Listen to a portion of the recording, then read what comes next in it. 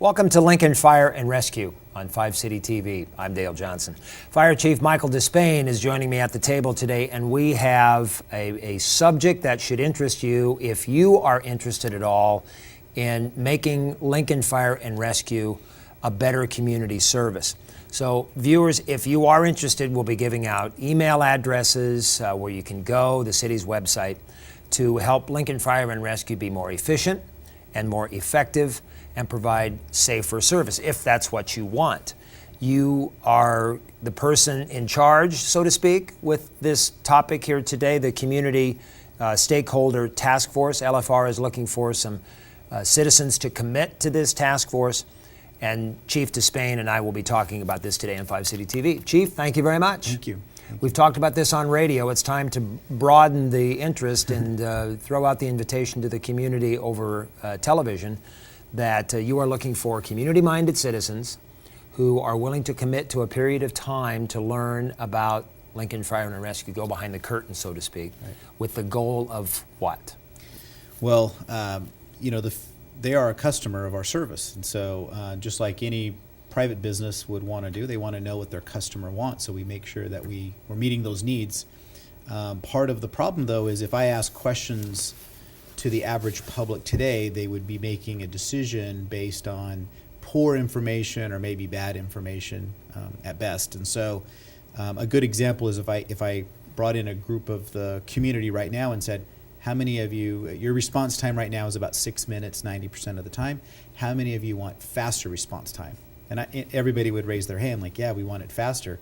And I would say, well, how many want it slower? And no one would raise their hand. But if I told them what faster cost and what slower saved, there may be a difference of opinion, and so they don't always get that piece of information. And so the stakeholder process is basically what we're asking for is a diverse array of people from the community, not just hand-selected people, almost kind of roll the dice a little bit and see who we get, but get that array of people.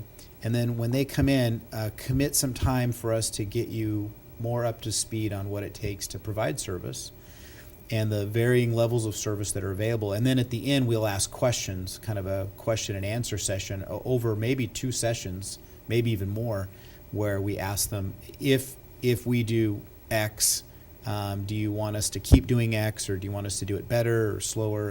And sometimes there's good and bad to doing it faster.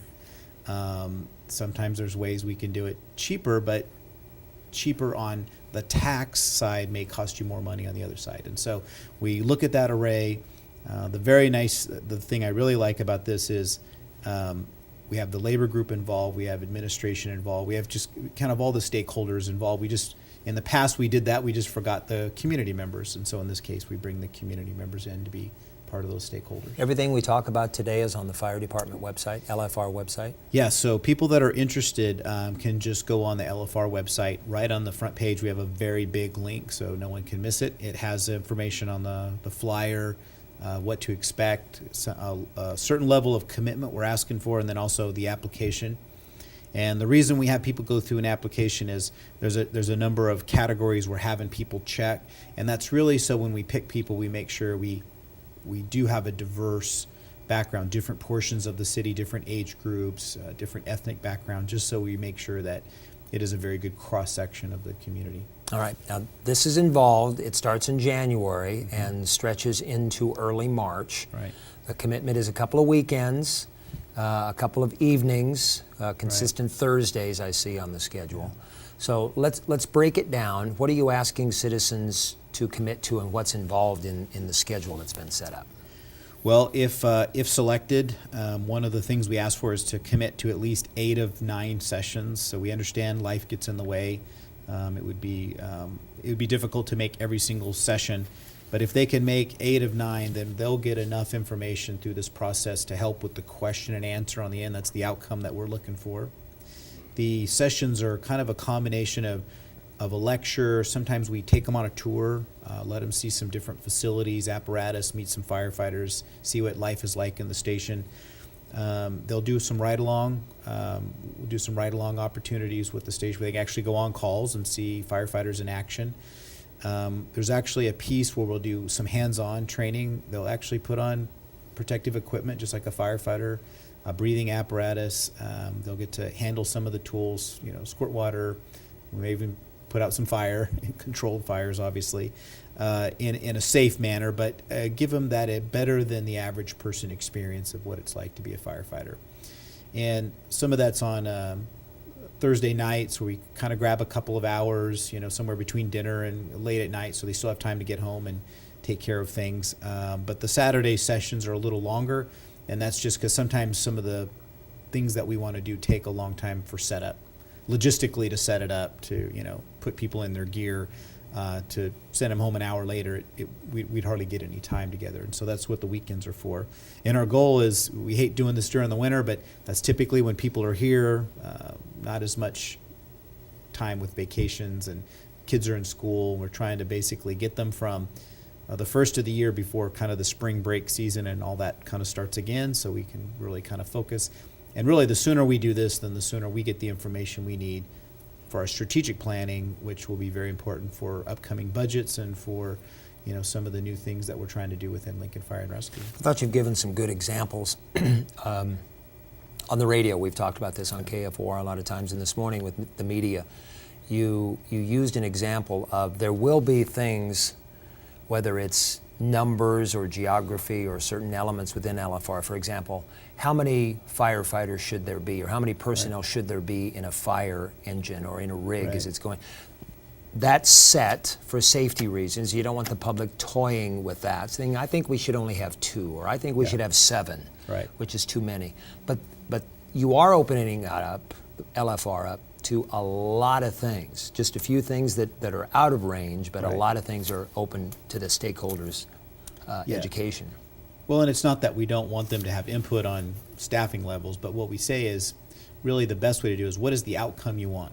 Because there's probably 5 ways to do it, and we'll find out the best way to do it. Sometimes there's some federal standards that dictate how we do things. We can't really bypass that, or we open ourselves up to some liability. We have some firefighter safety issues that we're very concerned about. So we don't really get into, we're not going to ask them what's the better way to put out the fire. What we're going to say is, what's the outcome you want? And so we'll use this example is, if you look at a typical structure fire, if we can get there quick enough and put it out, say, within the room of origin, the kitchen or the bedroom, whatever it is, and we can put it out at that level, then there is some ability to, secure the electricity, maybe stay in the home until you get it fixed. It may not smell good, but it's safe. That requires a certain number of firefighters at a certain speed, all that processing time, 911 and everything to get there. But let's say we were only getting there when we could only get enough firefighters there fast enough to put the fire out when it's half the house is burned, or maybe 3/4 the house is burned. In the old days, we would say, well, at least we saved 1/4 of the house. But these days, really, you didn't. You probably did a disservice to the homeowner, because they're going to get insurance is going to pay for a replacement of the house, but there's going to be a cost to tear down what was left. They were probably better off if you just burned it to the ground in terms of the outcome for the customer, because we really didn't save anything. The house is still coming down, and that's due to insurance companies not wanting to deal with mold and bad electrical and maybe structural weakness that they don't know about when you try and piece old and new together. And so a lot of times they just don't want to deal with that anymore. They won't insure it. So that changes a lot of the perspective of what is the outcome. Is getting there quick enough to stop it at room and contents important? If not, then it's not like, well, we can save a few dollars. We can save a significant amount of money if you're okay with a rural level of service. Now we want to make sure they understand there's a trade-off with that, though, is that your taxes may drop, but let's say for a few dollars you save in taxes, you'll probably pay 10 times as much in insurance. And so we just want to make sure that they understand that. We'll have people from the insurance industry to speak to that, so it's not just us kind of gloom and doom. It'll be insurance agents that say, yeah, this is that ratio between fire protection and your insurance premium. And a good example may be you may say $10 on your taxes, but it may cost you $200 on your insurance premium. So you're net negative. So those are the things we want to balance when we ask those questions. Chief, when you've spoken of arrival time, Right. reducing it, is saving 15 seconds enough? Is saving 20 seconds? Is saving 30 seconds enough? When is it a point when it starts to make a difference? Because we're talking about a 6-minute arrival time. If you Right. if you arrive a minute earlier, that's a lot quicker. Right. But if you arrive 30 seconds earlier, are you really making a difference? Well, it will in certain cases, in particular for medical emergencies. The seconds count. Your chance of surviving changes very exponentially the longer that you're without proper circulation. So it does make a significant difference there. In terms of fire protection, seconds do make a difference, but it's not just arrival time. I can get firefighters there maybe even sooner, but if they don't have the equipment or the training to do what they need to do within a certain amount of time to get the fire under control, then there's no difference. And a good example is the 15 seconds sooner is not as big of a deal as when do we get water on the fire. And so if they get there 15 seconds sooner, but they're not staffed right and they don't have the equipment in, we're still late getting, there's no difference in outcome. And so really it's the continuum of everything. So 15 seconds on the dispatch, 15 seconds on the turnout time, 15 seconds on the travel time, 15 seconds on the training and equipment. Now all of a sudden you're talking about a minute. And so seconds do count when you look at it in that perspective. You also talk about education and fire prevention. Right. And money invested in that, question is enough being invested in that? Probably not.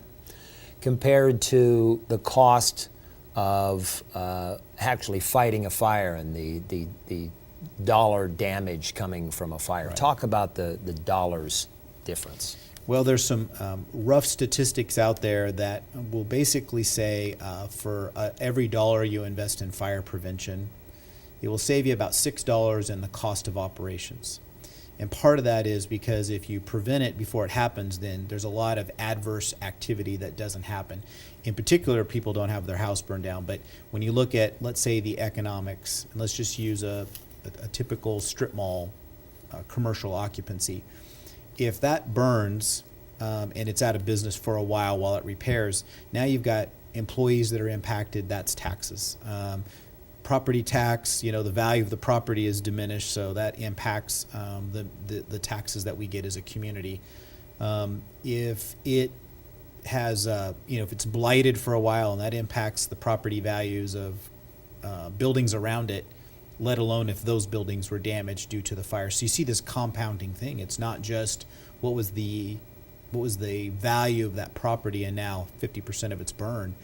It's really there's a bigger aspect to the community. So if we stop the fire from starting, then there is none of that adverse impact. Taxes stay good, and people have jobs, and people are, economic activity continues. We don't hurt firefighters. We don't pay for the injured firefighter long term, wear and tear on the apparatus. We're available for another call that is more important. So when you add that up, it may even be more than $6, but that's some of the best statistics we've been able to determine at this point. So we don't really invest a lot in our public education. We do some public education, but the problem is we can't really prove what the outcome is, and that's where we want to change some of our public education, where in schools they'll do a pre-test and a post-test after we present curriculum. In agencies I've experienced before, that's where we demonstrated learning. We could say, for all the money we spend, sometimes in the school is the best. I mean, you can do PSAs on the TV, you can do it at the movie theaters, and there is some learning, and we can demonstrate that, but nothing as good as those kids in school. And those are future voters, and so we want to make sure that they're customers, and so we want to make sure that we're addressing those needs. Right now, I don't think we're doing that properly, but before we do that, that will require some money. We want to make sure that that's what the community values. If they value it, then we'll move forward. If not, then we won't, and we'll all understand that that's not an outcome that they're interested in. I've said you teach the kids and then the kids teach the parents. That's exactly right. Seatbelts, a perfect example. do. They taught seatbelts in school. Yeah. They went home, Mom, Dad, you're not wearing your seatbelts. Saying Yeah. that long enough, and pretty soon the whole family is Yeah. wearing seatbelts. Yeah. If we do, exit drills from the home, escape plans. For sure there'll be a number of kids that go home, and you'll go down the street and you'll see families out, practicing that. Or in some cases, we've done targeted smoke alarm installations in an area that had a fire.